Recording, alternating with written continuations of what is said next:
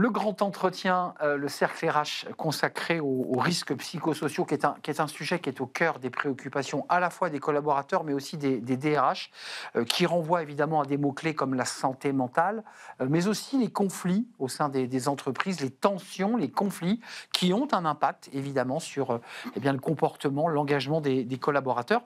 Et justement, pour en parler, j'accueille Isabelle Tarty. Bonjour Isabelle. Bonjour, Très heureux, je m'appelle présidente Isabelle. présidente. Oui, parce que vous étiez venue chez nous il y a quelque temps, vous n'étiez pas la présidente de la FIRSP, J'étais vice-présidente. et vous êtes aujourd'hui la présidente de la Fédération des intervenants en risques psychosociaux, avec une série De de livret. documents et de livrets qui sont des livrets extrêmement documentés, scientifiques, très bien construits. D'abord, un petit mot sur vous, c'est la tradition, parce que quand on accueille des DRH, des responsables, femmes et hommes, on leur demande d'où ils viennent et quels sont leurs objectifs. Alors, comment vous en êtes arrivée à devenir présidente de la FIRSP? Alors là, c'est vraiment une question très, très personnelle. Alors déjà, vice-présidente, je travaille dans les risques psychosociaux depuis plus de 18 ans, entourée de psychologues cliniciens, psychologues du travail. J'étais un peu l'électron différent, puisque moi, je suis docteur en sociologie du travail, C'est ça. médiatrice de conflits en entreprise. Et je représentais le cabinet de l'IAPR au sein de la FIRPS en tant que vice-présidente. Et aujourd'hui, présidente, c'est un mot qui est très fort. Vous allez y mettre quoi? Parce que la FIRP, c'est en fait une multitude de structures, d'entreprises engagées sur ces sujets, alors parfois très amies, parfois concurrentes, et qui sont engagées sur ces enjeux. Qu'est-ce que vous avez envie d'apporter de plus ou de prolonger l'action du précédent président? Le but, c'est de faire une continuité de ce qui a déjà été mis en place. Mais comme vous le disiez, effectivement, on est une somme de cabinets concurrents sur un marché avec des pratiques quand même qui nécessitent des regards précis. On travaille sur les risques psychosociaux. Il y a des cabinets qui sont là depuis 25 ans, 20 ans. Il y a aussi des petits nouveaux qui arrivent et qui ont aussi une pertinence. Notre but au sein de la FIRP, c'est vraiment de fédérer nos pratiques.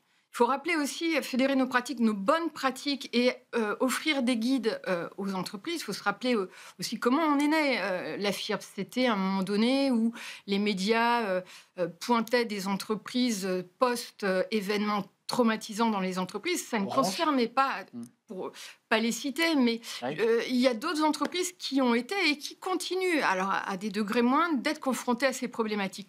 On a fait des livrets à chaque fois, justement, pour fédérer nos pratiques. On a les consultants des différents cabinets. Ce qui est intéressant, c'est de voir comment on apporte ces sujets-là de manière externe. C'est-à-dire qu'on n'est pas dans l'entreprise. On a des regards qui se doivent d'être objectivement neutres. Et c'est ces apports-là, quand on se réunit, en tous les cas, ce sont ces apports, je termine ma phrase, qui vont permettre Mais les de documents que vous avez qualifier devant nos... vous, Oui, c'est des documents qui vont venir nourrir la réflexion des DRH ou les aider à résoudre un certain nombre de difficultés. complètement. C'est ça le Et sujet. complètement, en lien avec les événements, tout ce qui se situe, enfin, les évolutions sociétales. Quand on a eu la crise du Covid, il y a eu le télétravail. On a voulu accompagner les entreprises justement sur quelle vigilance avoir en période de télétravail. Rapidement, l'année d'après, on s'est rendu compte que la question du sens au travail était vraiment dans la continuité de ce télétravail. Ce sont des sujets qui restent vraiment d'une acuité importante. Ensuite, justement, pour en arriver sur nos sujets actuels, on a travaillé sur les enquêtes harcèlement. Parce que dans la plupart de nos cabinets, on s'est rendu compte d'une explosion de demandes. Donc, on a voulu essayer de comprendre ce qui se jouait dans les entreprises. Donc, c'était le livret de l'année dernière, c'était faire face aux situations de harcèlement. Et dans la logique de continuité de réflexion, on s'est dit on va traiter les conflits. Parce que c'est vraiment, ça s'inscrit dans une poursuite du sujet. Isabelle, la FIRSP qui publie donc ce nouveau livret que vous avez devant vous, parce que tout ça, ce sont des outils très utiles, la gestion des conflits au travail, défis majeurs, et le titre est intéressant pour la santé et la performance des organisations, donc vous ne traitez pas uniquement l'être, mais aussi l'organisation, parce que ça a un impact. Un chiffre tout de même que j'ai noté de ce sondage OpinionWay 2021, qui est repris, 69% des salariés ont été confrontés à une situation de conflit au travail. Vous qui êtes une médiatrice, donc qui avez une expérience et une connaissance du terrain, c'est un chiffre qui progresse, c'est un chiffre qu'on a limité. Est-ce qu'on a de plus en plus de conflits? Et pourtant, on n'a jamais parlé autant de bien-être au travail et d'organisation souple. Comment vous expliquez ce chiffre? Alors, c'est un chiffre qui augmente. Il suffit de regarder ce qui se joue sur la place internationale, ce qui se joue ne serait-ce qu'au niveau de nos politiques, dans ces façons de débattre qui sont relativement agressives. C'est vrai. Donc, créer des règles de communication en entreprise, ça va pas de soi. Et les intervenants externes sont vraiment là pour dire comment on travaille la communication, comment on travaille les difficultés, et de penser que ça va se régler tout seul, c'est un vœu pieux. On le voit dans nos pratiques, c'est pour ça, si vous voulez, le dernier livret est décomposé en 3 parties. Les régulations d'équipe, comment, quand on est face à des collectifs qui dysfonctionnent, qu'est-ce qu'on peut mettre en place? Réguler des équipes, ça se fait de manière avec des méthodes précises. La médiation, effectivement, vous l'avez dit, en tant que médiatrice, c'est un outil dont je suis persuadée de l'ultra-puissance. Ouais, on écoute chacun, on les rassemble parfois.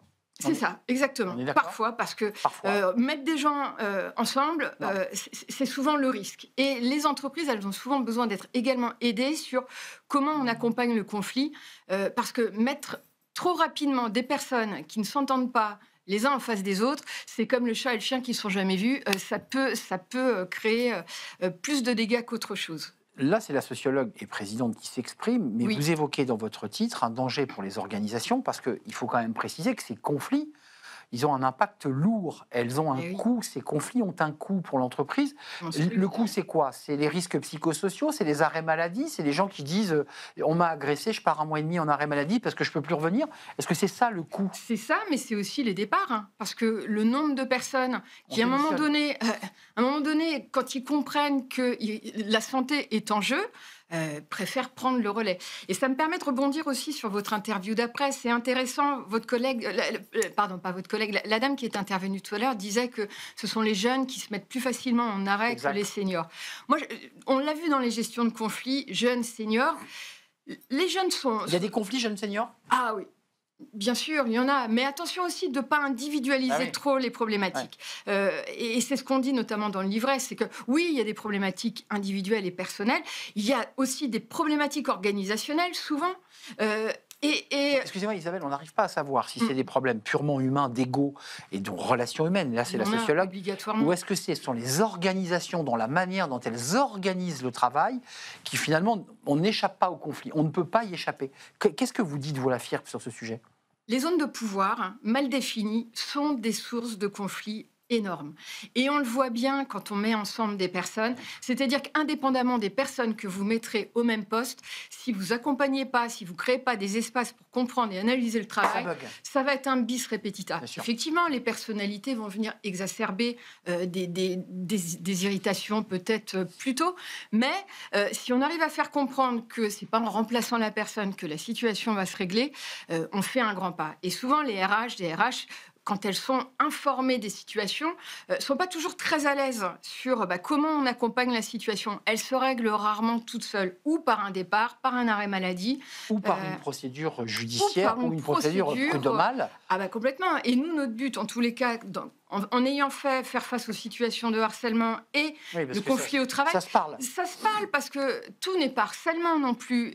Mais les conseils que vous donnez à la FIRSP sur ce sujet des conflits, parce qu'on voit bien le lien direct entre conflits, qui parfois peut être une petite tension ou des choses plus graves, vers les risques psychosociaux, voire un impact sur la santé mentale du collaborateur.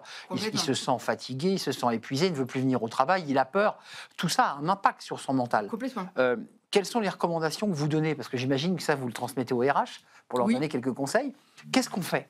On écoute, on prend le temps. Comment on essaie de récupérer quelqu'un qui vous dit « je ne peux plus rester dans cette entreprise » ? Déjà, le premier élément, c'est de l'écouter. Et bien souvent, les personnes ont un besoin d'énoncer les difficultés dans lesquelles elles sont. Et on dépose le sujet. Effectivement, le conflit, c'est source de souffrance. Quand vous êtes en conflit avec un collègue ou avec un manager, généralement, la première chose que ces personnes disent en médiation, c'est « je dors plus, j'ai pris des cachets, je ne supporte plus, je fais de l'eczéma ». Donc, tout ça, ce sont des manifestations, complètement. Donc, il y a plusieurs leviers pour les entreprises. C'est écouter, les difficultés rencontrées par le collaborateur, le manager. Là, on va être plutôt de la prévention tertiaire, de l'accompagnement psychologique, rappel des numéros verts ou parfois même des approches proactives. Quelqu'un qui va pas bien, si le RH s'en rend compte, on peut avoir une écoute soutenante par rapport aux conflits qu'on vit. Ça, c'est prévention tertiaire. Prévention primaire, ça va être qu'est-ce qui se joue dans l'entreprise, pourquoi ça dysfonctionne. Donc, on essaie de comprendre et là, on va mettre des outils. Si c'est un gros collectif, on va plutôt faire d'abord un diagnostic psychosocial, un diagnostic de situation, libérer la parole. Ça peut sembler bête, mais libérer la parole. Bien sûr. Laisser la place à la parole. Complètement, pour comprendre ce qui se joue.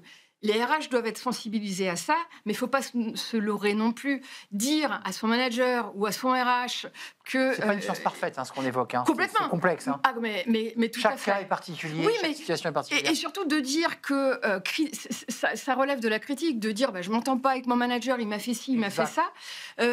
C'est compliqué. Ouais, donc, qu'est-ce qu'on va pouvoir dire à son RH, les limites.